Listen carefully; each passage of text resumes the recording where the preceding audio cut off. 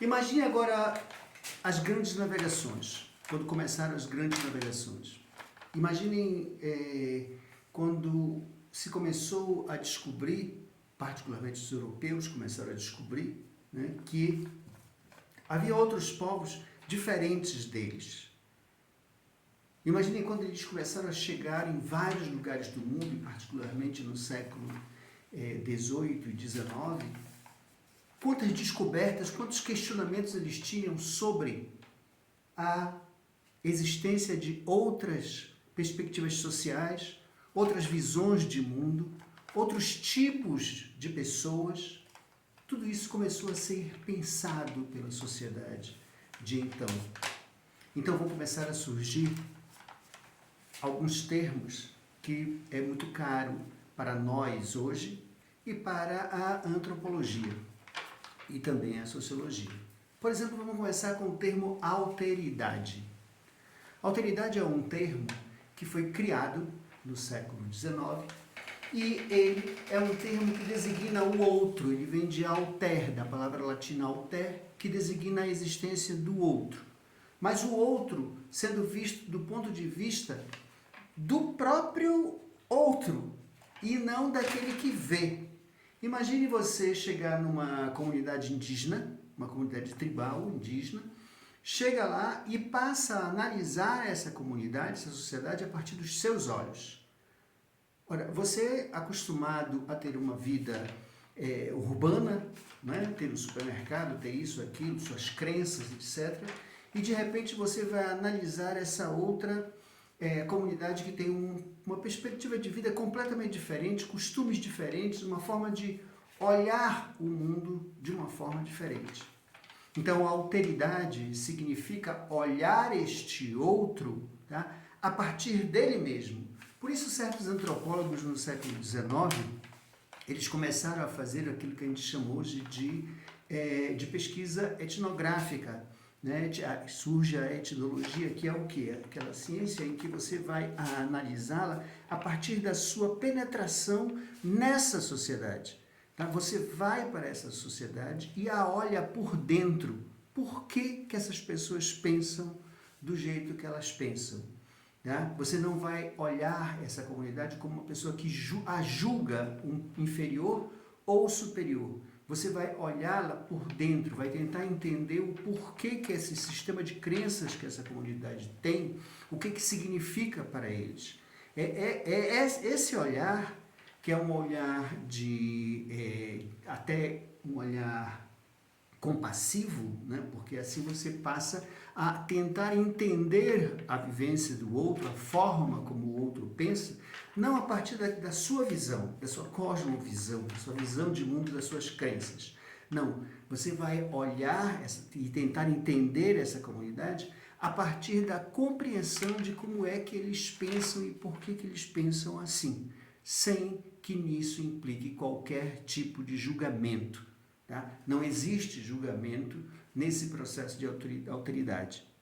Então, essa vivência com outros povos, ele começou também a ser questionado quando se passou a criar, a partir dessas diferenças de concepções de mundo, diferenças de formas de se conviver com este mundo exterior, começou-se a perceber também, a criar-se um novo conceito que se chamava e se chama, né, de etnocentrismo. Olhem aí essa questão. O etnocentrismo já é uma visão contrária à alteridade. Porque na medida em que você começa a pensar que a sua cultura é o centro, é a melhor, você cria uma espécie de pirâmide evolutiva em que a sua forma de viver é o centro, é a melhor, é a mais desenvolvida. É por isso que é chamada de etnocentrismo. Né? Então, a sua cultura como uma forma melhor de viver do que as outras. Ela se contrapõe à visão de alteridade. Tá? Então, nessa visão de alteridade, você olha a cultura do outro sem julgamento, no conceito etnocêntrico, você vai olhar a sua cultura como superior às demais.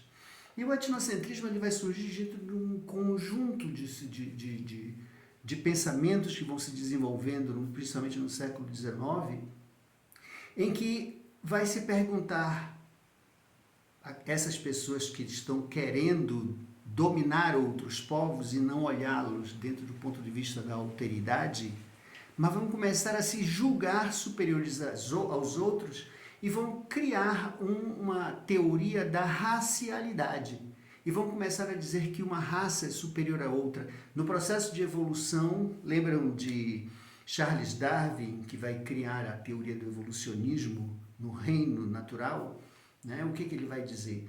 Ele vai dizer que os animais eles processam-se numa eterna evolução, que um vem do outro, a partir daquela adaptação do mais forte no meio ambiente, coisa que hoje até já nem se coloca desta forma. Né?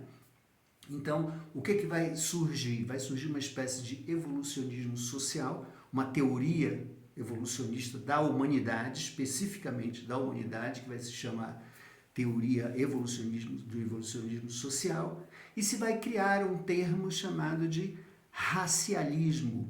E o que vem ser esse racialismo? Ele vem ser uma teoria que vai dizer que a humanidade ela se desenvolve em forma piramidal, né, em que a civilização branca, no caso europeia, que está indo e conhecendo outras formas civilizacionais, estão dizendo que eles se chamam de civilizados, enquanto as outras etnias, outras comunidades, as outras culturas humanas estão ainda em fase embrionária e que um dia chegariam a esse tipo de sociedade chamada civilidade europeia. Né? Então ela é tipicamente um conceito de dominação. Ela vem para justificar a dominação de um povo sobre o outro. E com esse conceito surge a questão da raça. Então a raça branca, particularmente a raça europeia, ela seria aquela raça superior, teria desenvolvido certas habilidades que outras raças não teriam desenvolvido e por isso se justificaria, neste caso, a predominância desta raça sobre as outras. Né? Daí surge o conceito de a raça indígena, a raça negra, a raça amarela, todas elas inferiorizadas diante da raça branca, que se coloca no patamar mais elevado da evolução humana. Então nós temos esses conceitos que são fundamentais para que a gente entenda como é que a construção social vai se dando, né, baseado em termos, digamos, pseudocientíficos, né, para dominar um povo, para um povo dominar o outro. Né? Se cria esses termos para justificar as dominações. E esses termos são muito caros à antropologia, muito caros à sociologia, porque é sobre eles que se mantém a estrutura de dominação que temos até hoje. Né? Temos uma estrutura de dominação em que os brancos, europeus, héteros, etc., comandam outros tipos de visões de mundo, né, de existências sociais, em que se colocam como predominantes e por isso podem mandar e até escravizar esses outros povos.